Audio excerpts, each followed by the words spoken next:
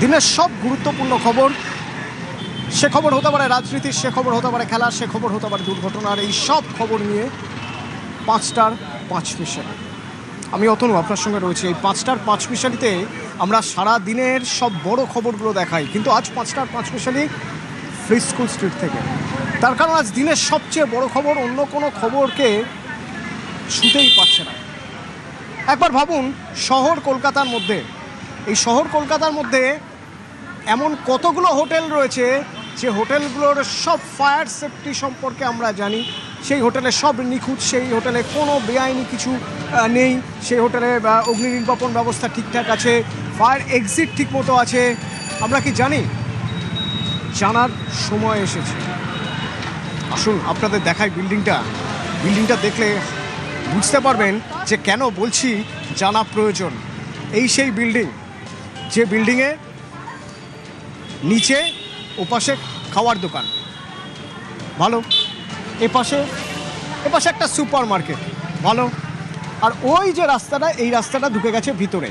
এটা দিয়ে ঢুকলে দেখুন দরজার কাছেই লেখা রয়েছে কতগুলো হোটেলের নাম। একটা বিল্ডিংয়ে এতগুলো হোটেল, একদম ঠিক দেখছেন, এই বিল্ডিংটায় এতগুলোই hotel. 15G Mirza Ghalib Street বা ফ্রি স্কুল স্ট্রিট, যাই বলুন না কেন, কলকাতা 7,16,000 এই ঠিকানায় এতগুলো হোটেল। এবার একটু উপরের দিকে ক্যামেরাটা আমরা নিয়ে যাই। First floor, second floor, third floor, fourth floor, 4টে তলায়, এই 4টে তলায় 9 করে 7-8খানা হোটেল। ভাবতে পারেন, কারণ এখানেই শেষ নয়, শুধু হোটেল কেন, এই যে এপাশটা দেখছেন, এপাশটা আবার রেসিডেন্সিয়াল, মানে একই ছাদের নিচে কত কি। তো তাহলে সেখানকার ফায়ার সেফটির কোনো লাইসেন্সই নাকি ছিল না এই হোটেলগুলো। এরকমই এক হোটেলের মালিক বলছেন ফায়ার সেফটির লাইসেন্স ছাড়াই চলছে হোটেল। ঢুকবেন এই রাস্তা দিয়ে, বেরোবেনও এই রাস্তা দিয়ে, কারণ হোটেলগুলোর বেরোনোর আর কোনো রাস্তা নেই।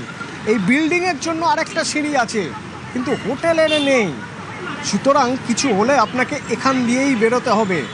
আর যদি এই ভিতরে সরু সিঁড়ি, সেই সিঁড়ির চারপাশে কোথাও গুদাম, কোথাও বাক্স রাখা আছে, পাশে এই রাখা রয়েছে, সেই রাখা রয়েছে, আপনি আসবেন কিভাবে?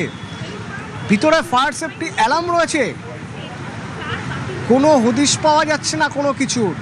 মানে এই বিল্ডিংয়ের সিঁড়ি দিয়ে আপনি যদি ওঠেন, সিঁড়িতে অনিয়ম বা বেনিয়মের ছাপ স্পষ্ট হয়ে থাকবে।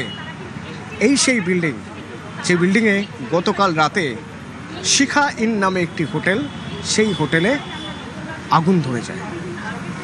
সেই হোটেলে কাজ করতেন একজন 19 বছর বয়স, ঝাড়খণ্ড থেকে এসেছেন, মাস 6 হলো কাজ করতেন। তিনি সঙ্গে সঙ্গে মারা যান। তিনি ছাড়া আরও 8 জন মারা যান। তাদের মধ্যে থেকে 5 জন বাংলাদেশি।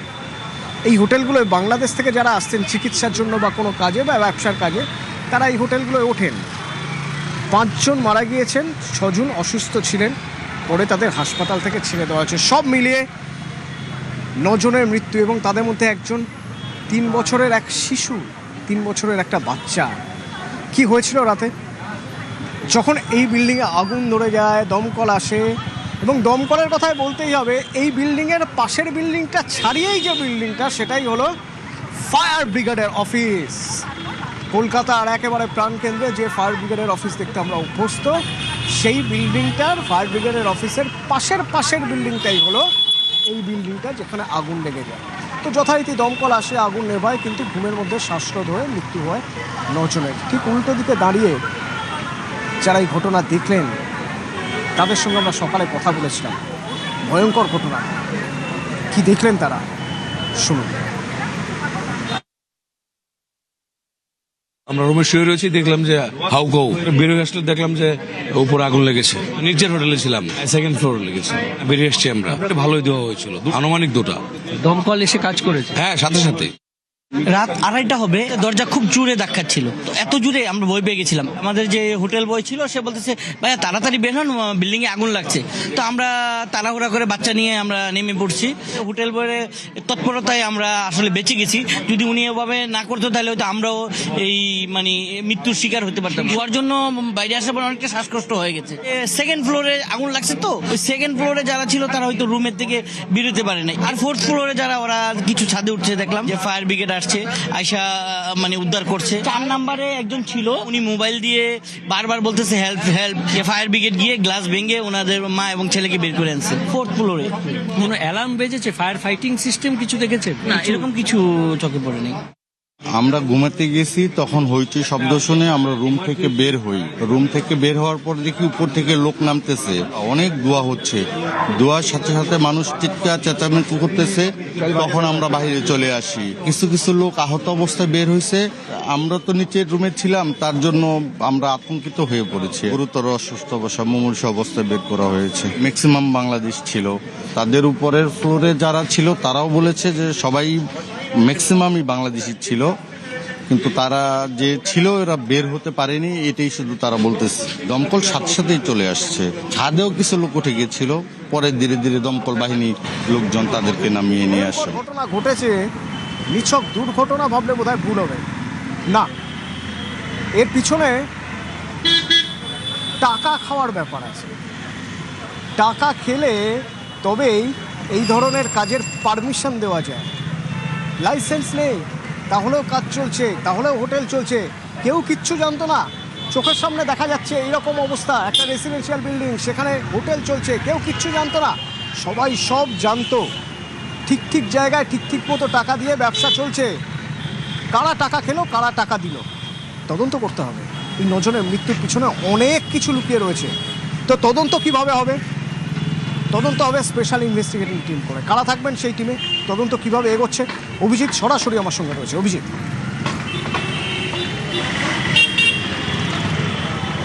অতনু, যেমনটা তুমি বলছিলে যে প্রসাদ ঠিকঠাক জায়গায় ফেললে সব হয়, এবং এখানে এই ফ্রিস্কুল স্ট্রিটে যত হোটেল রয়েছে প্রায় প্রত্যেকটা হোটেল বেআইনিভাবে। কোনো হোটেলের অনুমতি নেই, কোনো হোটেল তার ফায়ার অডিট হয় না, কোনো হোটেলে এখানে লাইসেন্স পাওয়ার যোগ্য নয়। এতটাই অপ্রশস্ত সরু গলি, যে কারণে আজকে যখন এরকম একটা ঘটনা ঘটলো, এটা প্রকাশ্যে এলো। 9 জন দম বন্ধ হয়ে যেভাবে তাদের মৃত্যু ঘটলো, ভয়াবহ।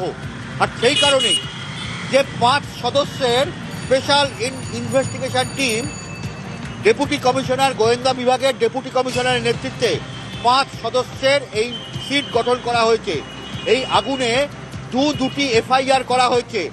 দমকল একটা স্বতঃপ্রণোদিত এফআইআর করেছে এবং নিউ মার্কেট থানায় এই এফআইআর রুজু হয়েছে। অনিচ্ছাকৃত খুন, অপরাধমূলক ষড়যন্ত্রের ধারায় মামলা হয়েছে, সংগঠিত অপরাধের ধারাতেও মামলা হয়েছে।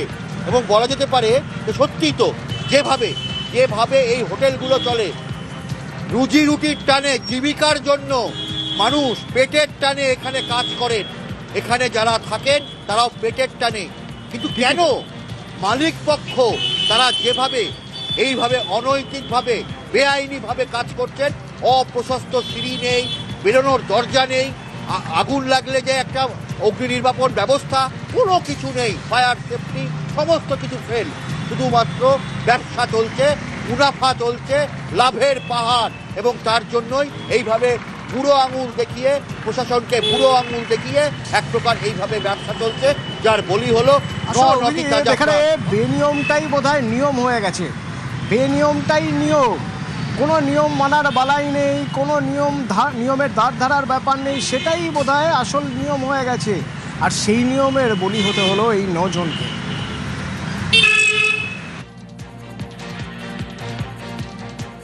আমরা এসআইটি করছি, এসআইটি গঠিত করা হচ্ছে। 5 মেম্বার হবে, ডিসিডিডি হেড করবেন, এবং আমাদের একটা সুমোটো কেসও করা হচ্ছে, ফায়ার কমপ্লেন দিচ্ছে। প্রিলিমিনারি আমাদের যত ক্রিমিনাল অ্যাঙ্গেল আছে, কীভাবে হয়েছে, যত ডেথ হয়েছে, সেটা নিয়ে অলরেডি আমাদের ডিডির হোমিসাইড টিম পুরো টেক আপ করে নিয়েছে, ওরা স্টাডি করছে। তারা কি বাংলাদেশি নাগরিক? ভিতর থেকে আমরা 3-4টে বাংলাদেশি পাসপোর্ট পেয়েছি, তাদের দিয়ে আমরা ক্রস ভেরিফিকেশন আমাদের চলছে কি ওরাই ভিকটিম কি নয়।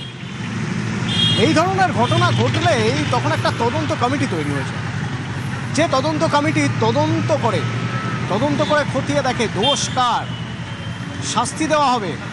আচ্ছা, এই আগুন লাগার ঘটনা ঠিক 1 বছর আগে 2025-এর এপ্রিলে ঠিক এরকমই একটি হোটেলে আগুন লেগেছিল, বড়বাজারের মেছুয়ায়।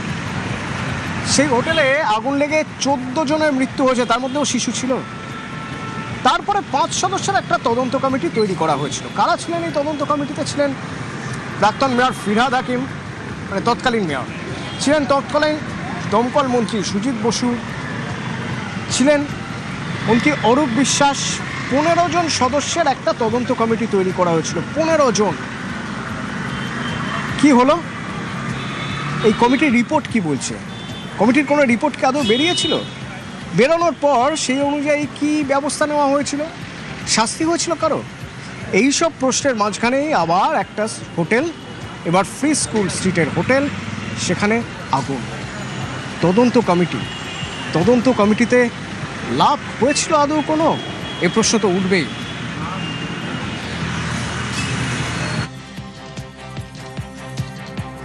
দু সালের 29শে এপ্রিল বড়বাজারের এক বেসরকারি হোটেলে ভয়াবহ অগ্নিকাণ্ডের ঘটনার পর ফায়ার সেফটি অডিট কমিটি তৈরি করা হয় তৃণমূল কংগ্রেস সরকারের সময়, এবং সেই সময় এই কমিটির চেয়ারম্যান তথা মাথায় রাখা হয়েছিল তৎকালীন কলকাতা পুরসভার মেয়র তথা পুর ও নগর উন্নয়ন মন্ত্রী হিসেবে ছিলেন ফিরহাদ হাকিমকে। ফিরহাদ হাকিমের পাশাপাশি আবাসন মন্ত্রী অরূপ বিশ্বাস থেকে শুরু করে তৎকালীন বিপর্যয় মোকাবিলা দপ্তরের মন্ত্রী জাভেদ খান সহ 15 সদস্যের এই কমিটি গঠন করা হয়, যে কমিটির সুপারিশ জেলায় জেলায় কার্যকর করার জন্য তৎকালীন সময় অর্থাৎ 2025 সালের 22শে মের পর বিভিন্ন জেলার জেলাশাসক পুলিশ সুপারদের নির্দেশিকা পাঠানো হয়।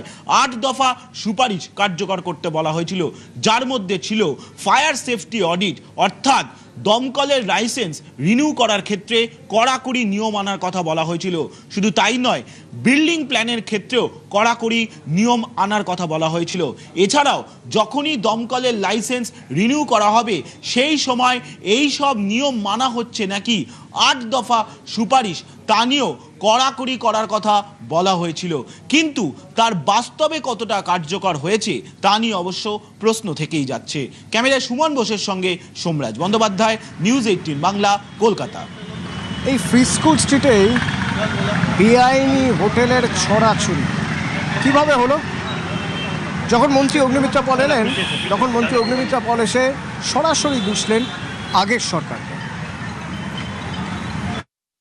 এর জবাবটা তো ফিরহাদ হাকিমকে দিতে হবে, মমতা ব্যানার্জি, অভিষেক ব্যানার্জি, এদেরকে তো দিতে হবে। যারা আগে সরকার চালিয়েছে 14 বছর 15 বছর, তাদেরকে তো দিতে হবে। পার পেয়ে যাবেন না।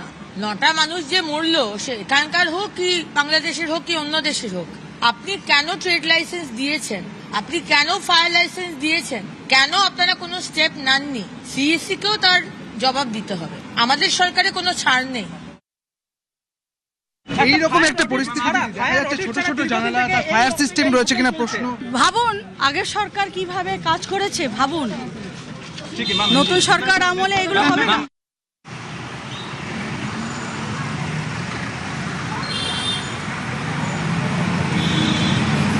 ট্রেড লাইসেন্স কি করে পায় কেউ? হোটেলের অনুমোদন কিভাবে মিলল? প্রশ্ন তুলছেন দমকল প্রতিমন্ত্রী।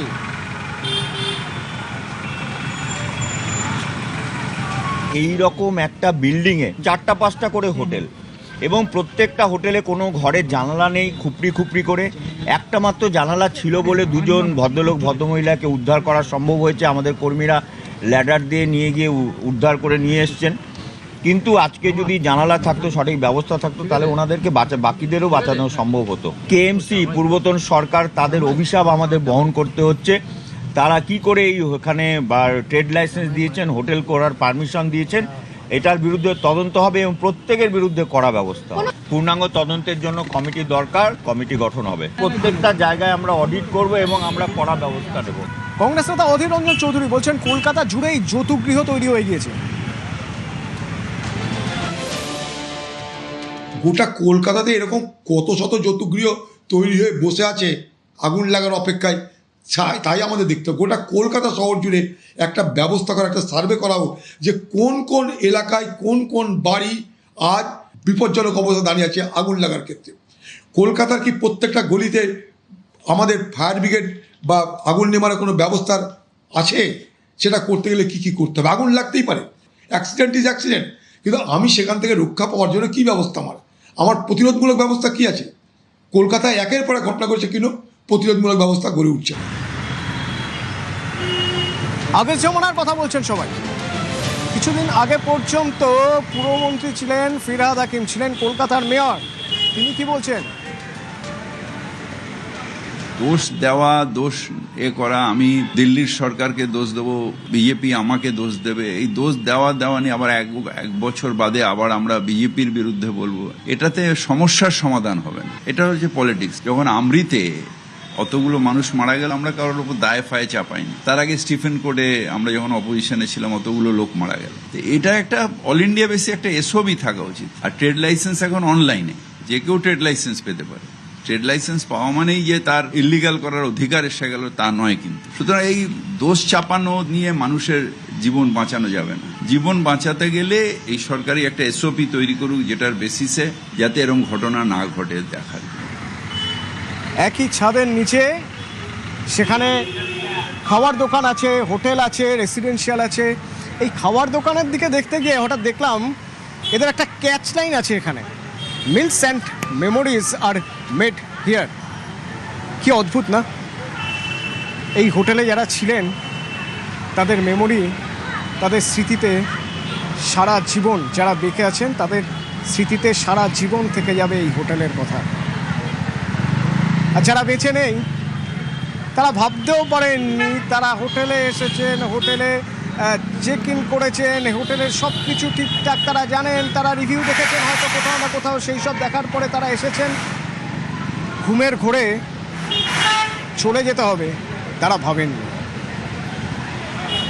এখান থেকে কিছু প্রশ্ন উঠবে। আমরা কি শিক্ষা নিচ্ছি? আমরা শিক্ষা নেব? জানি টাকা ওরে প্রচুর, যে ধরে ফেলতে পারে টাকা তার। টাকা দেওয়ার লোকও আছে, টাকা নেওয়ার লোকও আছে। তো সেই টাকা দেওয়া আর নেওয়ার মধ্যে কিছু মানুষের প্রাণ চলে যায়। নেতারা আসেন, নেতারা বলেন যা হয়েছে ভুল হয়েছে, তদন্ত করে দেখতে হবে। তদন্ত কমিটি তৈরি হয়, অনেক সময় রিপোর্ট পাওয়া যায় না। তদন্ত প্রয়োজন, তা না হলে এই ঘটনার পরে আবার এই ধরনের ঘটনা হবে। আমরা অন্তত চাই এই ঘটনা যাতে আর না হয়। আমরাও খোঁজ নেব, আমরাও দেখব কোথায় কোথায় বেআইনিভাবে হোটেল গুজিয়ে উঠেছে ব্যাঙের ছাতার মতো।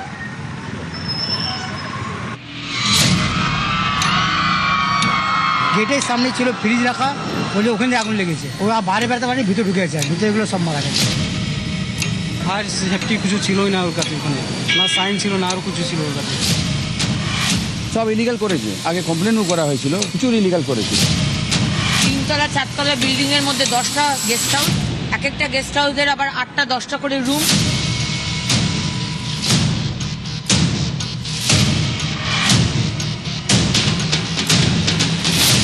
একটা फायर लाइसेंस नीचे गए। अच्छा, हम लोग तो अप्लाई कर रहे हैं, अगर आप लोग देने तैयार है तो हम क्यों नहीं लेंगे? যা তা করে ওরা চালা, লাইসেন্স আছে কি না ওটা কোনো অসুবিধা নেই। লাইসেন্স না থাকলে কি আর হোটেল এখানে করতে পারে? একটা 1 কোটি 2 কোটি দাম হোটেলের। পূর্বতন সরকার কি করেছে? পূর্বতন মন্ত্রী যিনি আমার জায়গায় ছিলেন তিনি কি করেছেন? দোষ দেওয়া নিয়ে আবার এক বছর বাদে আবার আমরা বিজেপির বিরুদ্ধে বলবো। তিনি তো মেয়রও ছিলেন, কি করে ট্রেড লাইসেন্স দেওয়া হলো? ট্রেড লাইসেন্স পাওয়া মানেই যে তার ইলিগাল করার অধিকার এসে গেল তা নয়। প্রত্যেকটা রুমের যেরকম অবস্থা, সব লোক মারা যেত, সবাই। ভাবুন আগের সরকার কিভাবে কাজ করেছে, ভাবুন।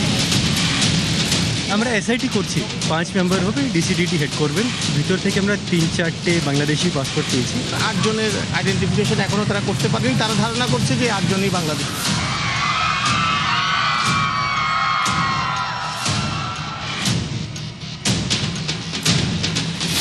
जब भी आया इंस्ट्रूमेंट चेक किए, पूरा फायर का चेक करके उन लोग हम लोग को एनओसी देते, नो ऑब्जेक्शन सर्टिफिकेट। যারা এই এনওসি দিয়েছেন মুখ্যমন্ত্রী শুভেন্দু অধিকারী কাউকে স্পেয়ার করবেন না, nobody will be spared. কারা এই হোটেলের পারমিট দিয়েছে, ট্রেড লাইসেন্স দিয়েছে, পূর্বতন সরকারের কারা কারা দায়ী সব দেখা হবে। দোষ চাপানো নিয়ে মানুষের জীবন বাঁচানো যাবে না। চলবে না, 9 জন মারা গেছে, এগুলো করতে দেব না।